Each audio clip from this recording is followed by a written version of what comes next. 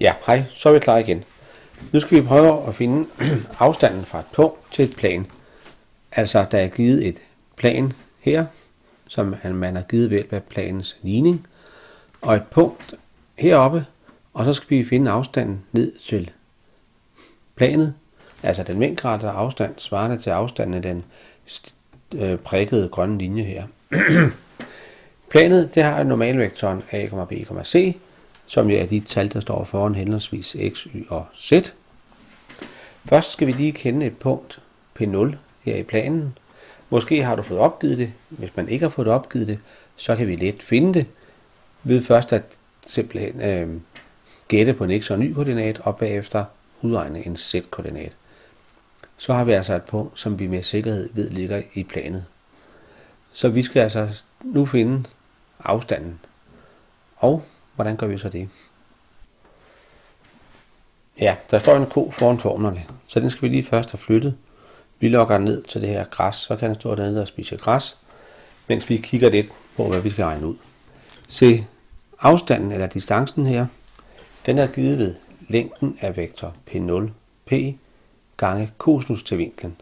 Cosinus til denne vinkel, det er jo fordi vi projicerer ind på den hosliggende katete. Og så husker vi, at fra definitionen på prikproduktet, der kan vi regne ud, at cosinus til en vinkel, det er givet ved det her prikprodukt af vektorerne, divideret med længderne af vektorerne.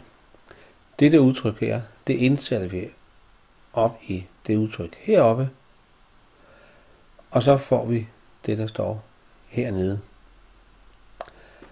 Og så kan vi se, at vi kan forkorte længden af vektor P0P, det kan vi forkorte væk, og så bliver der det her udtryk tilbage.